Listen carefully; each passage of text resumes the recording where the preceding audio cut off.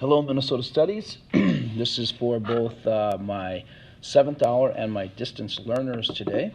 So I just want to go over what we're talking about today in class. So the first thing that I would like you to focus on is making sure that you have your quiz 1 and your quiz 2 done. I think there's just 2 or 3 of you that need to finish that task. However, there are probably a dozen, if not maybe 2 dozen, individuals who should look at their scores, and if you do not have a passing score on quiz 1 or quiz 2, you should most definitely do test corrections. And let me show you how to do that.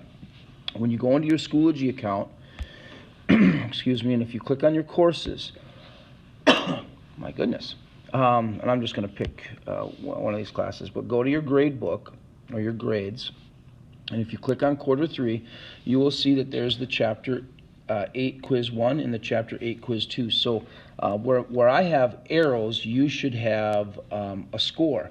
If your score is not passing, you want to do test corrections. Please do test corrections. Okay? So that's where you check that score. So those are the 2 things that are in the grade book right now. We are going to do a third thing that's due today, and that's your Chapter 8 comprehension. You'll submit that today. And then tomorrow, of course, we're going to be taking our end of the unit test. So first things first, check your quiz scores. If you are not passing, you need to do test corrections. Okay? All right. Today, I want to go over your chapter comprehension with you and make sure that it's all done. So I'm going to review everything that we've talked about thus far. So we started off with the introduction section, which really was asking about major differences between the North and the South in the years before the Civil War. We know that the North had about 20 million people, so twice the number of the South. Had large cities, big factories, big farms. It had a wonderful transportation system with trains and canals for boating, and it had good education. The South, as I said, about half the number of people in the North, and about half of those were enslaved people. Somewhere between 4 and 5 million people were enslaved. This was mostly farmland. They grew sugar, tobacco, cotton. They had very few big cities, and slavery flourished here. In other words, slavery was something that was done all over. Now, one common misconception that we had is that the South was poor. The South wasn't necessarily poor. There was a vast majority of the people that was poor, but there was a lot of wealth in the South. But it belonged to those plantation owners that had big sugar farms or tobacco farms or big cotton plantations. That's where most of the money was. The rest were fighting amongst that. Then we learned about Dred and Harriet Scott. These were African Americans that were brought to Minnesota by their slave. Actually, Harriet was already here. She was a slave of Lawrence Tolliver, who was at Fort Snelling, and then Dred Scott came with his slave owner. He was a doctor that served at Fort Snelling. The 2 got married. They realized that they were in free state, and so they sued for their freedom. It went all the way to the Supreme Court, and that's when the Supreme Court ruled that African Americans were not citizens. Therefore, they had no rights, and they couldn't even fight this in court. But the court went further on, and they said that enslaved people were considered property, and you could not deny people property. This really kind of sparked the idea of this growth to the west of the United States, because now people thought that when we settled places like Colorado or New Mexico, or if we settled Oregon, Washington, that we would be able to have slaves, and the North did not like that idea. And that's because the North really believed that slavery, one, was morally wrong. Now, this is kind of where we have that moral dilemma question, because many people in the North were profiting off of those in the South. But the North did believe that having slavery was very, very unprofitable. And the Southerners believed that slavery was essential to their way of life, so they didn't like the fact that they were being told that they couldn't have slaves, because they felt like that was the only way they could make a living. So the economy of slavery really was that the Southern plantation owners, they would receive a lot of money in exchange for providing things like cotton, sugar, tobacco to the North, to those big factories. And then those factories would turn around and they would get money when they would sell those things, not only to the people in the South, but people all over, North, South, even across seas. So the two were very, very much connected. Then we were learning about Eliza Winston, and Eliza Winston was, again, a young slave girl who was owned by some very, very wealthy plantation owners. They came to Minnesota on vacation. Her job was to kind of take care of the children, and Mary, who was very sick, that was the mother. And this is where she met Ralph and Emily Gray, and she realized that she was in a free state. She didn't exactly know what that meant, but the Grays convinced abolitionists and others, such as Judge Vanderbilt, to try her, have a case, and she was set free. And you would think that this was really, really good, and it was. Many abolitionists celebrated this, but because she was set free, many people in Minnesota, especially business owners, restaurants, hotels, people that made money on individuals who came to Minnesota to vacation, they were very angry, and they demanded that Eliza be returned. Because you can imagine, they did not want it getting out that, hey, you go to Minnesota, they'll take your property. And they were afraid that people would stop coming to Minnesota, and sure enough, that's what happened.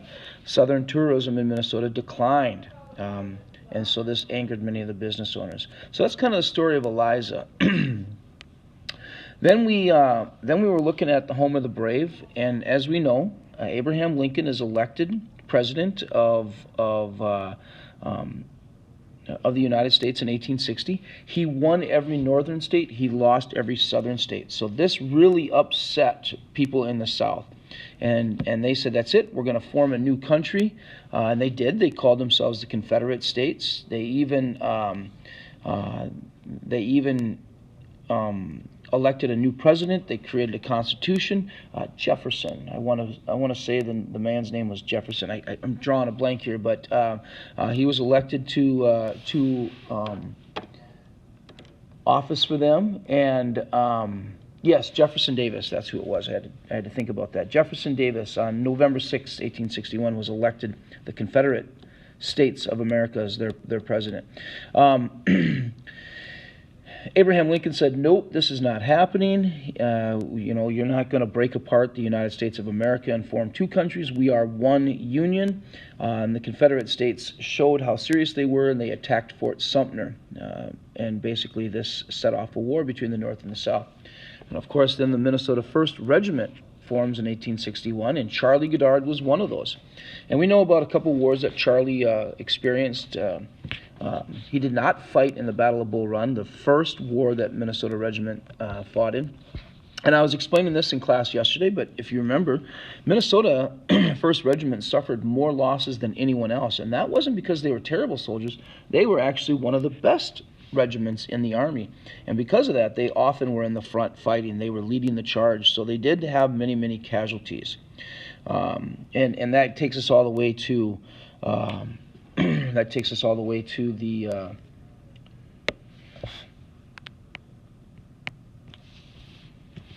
Gettysburg battle, where Charlie was wounded. He was shot a couple times. He survives. He later fought in another battle. But many experts credit Minnesota's 1st Regiment for stopping the Confederate charge and winning the battle. If people believe that if Minnesota was not there, that the Confederates may have won that battle. But a heavy, heavy loss. Minnesota started off with about 1,000 soldiers, and after Gettysburg, they had 47 men left. So, real tough. I really hope you enjoyed the book that I read, Soldier's Heart, the story of Charlie Goddard in the Civil War and Minnesota's 1st Regiment. Those of you who are at home, if you didn't hear it, there is in your Schoology. I'm just going to pull this up real quick. If you go into your folder, I have all the chapters here for you, so you're more than welcome to listen to it. It's a fantastic story. Fantastic story. Okay, then we were learning about the Emancipation Proclamation. This was an order that was issued by President Lincoln to free the enslaved people, but not all enslaved people, just those living in Confederate states. So if you had slaves and you were living in Kentucky or Missouri, you didn't have to free your slaves, and that's because you were with the Union, not fighting against the Union. So as I shared at the very beginning of this chapter, much of this war was about preserving the Union. But after the proclamation took place, this war really became about fighting to end slavery. And then we learned about journey for Robert Hickman and his group. And the big thing that I want to stress here with this one is that, again, people were not exactly thrilled to have African American people come to their land, because in many cases they felt threatened by them. They felt like, oh my goodness, if I'm getting paid $1 a day, they're going to do this work for half that. And so a lot of it was centered around fear of losing their jobs and not being able to provide for their families. And I'm sure there was many other differences. You got to remember that slavery has been part of the United States for well over 100 years. The first slave came to Minnesota in the 1600s. So here we are in the 1800s. So slavery has been around the United States for a long time. It's normal. It's accepted. It's we've had some great conversations here in class, so I appreciate that, and we know where we stand on this. But wow, this was a big change for a lot of people. And we're going to get more into this when we start talking about civil rights and equal but separate, all those different things. So then yesterday we talked about life in Minnesota as a war and what people did. Supplies, letters, care packages sent to our soldiers. There was groups that raised money for families of men who died so they could help support families. They provided wives and mothers of the soldiers companionship. They help with farm work to keep the farms running, because you can imagine if you're a mom and let's say you have a young daughter and your oldest two boys and their father are off fighting the war and they die, you would probably have a lot of fear of losing your farm, so people would step up and help individuals out. And we still do those things today. Here in Faribault we have something called Beyond the Yellow Ribbon campaign that we help. So then we have our last question for today, and we wanted to know what kinds of things were happening here in the United States as well as in Minnesota. So we know that more than 600 soldiers and civilians lost their lives, which is just a staggering amount. You take all the other wars combined, and they don't equal that. So it's a brutal, bloody war. As Charlie Goddard said, it was more of a butchery. Many parts of the South were absolutely destroyed by the fighting. All the bombs and the cannons, and it was just destroyed. Here in Minnesota, there was some negative, but there was also some positive. Of course, many died. Families were broken. Many men were left crippled. But there were some positives. The economy flourished. People were working. Wheat production more than doubled. Immigrants continued to move into Minnesota. And Minnesotans learned that their lives were connected and impacted many others around the nation. So this was something that was really important. I would encourage you to look at this. Actually, before I do that, now that this is done, you have every single question answered. You can now go ahead and submit this to Schoology. Only submit it when it's all done. You will be allowed to use this on your test tomorrow, but you can submit this when it's done, and I will be updating the grade. Then I would encourage you to take a look at the battles of the first Minnesotans. I know we were looking at this when we were talking about Charlie and our Soldier's Heart story. Okay, so that's a quick recap. Now, today, the other thing that you need to make sure is that you have all of your vocabulary. So you should have abolitionist, someone who wants to see slavery ended. You should have secede, which means to formally withdraw from an organization or a country. We have the Union. This is the United States of America, or the North. The Confederacy. These are the 11 states that seceded from the Union. States like Texas, Louisiana, Arkansas, Mississippi, Alabama, Florida, Georgia, North and South Carolina, and Virginia. All of those states seceded, and they formed their own country, the Confederate States of America. The Emancipation Proclamation, again, we just talked about that. This is an order by the U.S. President to end slavery in the Confederate States. And then finally, yesterday you had amendment, which is a change to a government process. Okay? So those things should also be done. All right. With that, now that that's all done, and you should be ready to go for your test, what I want you to do now is you are actually going to go into your Schoology account again, and in your Schoology account, in your Civil War folder, you should see your Chapter 8 worksheets again. If you go in here, you will notice that we have, actually, you know what? Those of you who are at home, you can do this creative enrichment. So you're going to write a letter to either Eliza, Charlie, or Robert, and you're going to talk to them about the things that are listed here. So that's something that you can be working on. I will have a hard copy for those of you who are at school here, okay? Because those of you who are at school, we're actually going to do something in addition to this. You're going to go to your Minnesota history book today, and if I'm going too fast, rewind, pause, do whatever it is. But we are going to look at a couple things today. In class, I'm going to talk about the last Union soldier, and I asked you yesterday if our community had a statue or memorial that remembers the important person or an event from the past, and we do. So outside the old train station known as the Depot in Duluth sits a bronze statue, and it honors the life of Civil War veteran Albert Wilson. He died in 1956. He was 106 years old. But they have a memorial here for him. And I asked you, do we have a memorial in Faribault? And if any of you have ever been to the courthouse, or if you've ever been at the grocery store Fairway and you looked across the street, you'll see a big memorial. That is our memorial to all of our veterans. So I want you to think about that and see if you've ever been there. Okay? But what you're going to do today, and I'll have a worksheet for this as well, is the Missionary Ridge. This is the soldiers' battle. So you're going to read through this. Starts on 8.20. 8.20 for those of you who are at home, or page 162 in your book. And it goes to 8.26. I'm sorry, 8.27. And in your book, it goes to, I think it's 167. Yes, page 167. So there's questions here that I'll have for you. Those of you who are at home, you can see the questions are posted right here. So you're going to study the painting one more time, the second Minnesota at the Battle of Mission Ridge, and I wanted to know, is it accurate?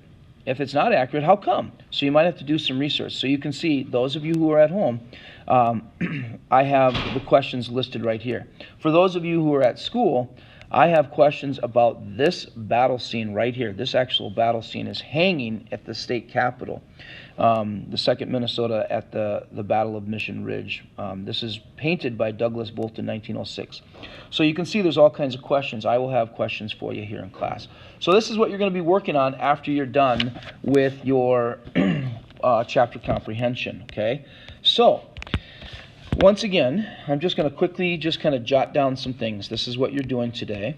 Okay? First, you will finish your chapter. Boy, that's your chapter 8 comprehension.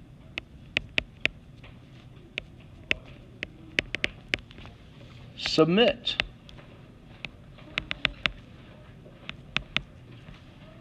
The chapter. Oh my goodness. Come on here. What's going on? Submit the chapter 8 comprehension. Finish vocabulary. Okay? So 1, 2, 3. Then 4, you're going to work on the enrichment activity, or the investigation, I'm sorry. So you're going to investigation, read, and answer questions.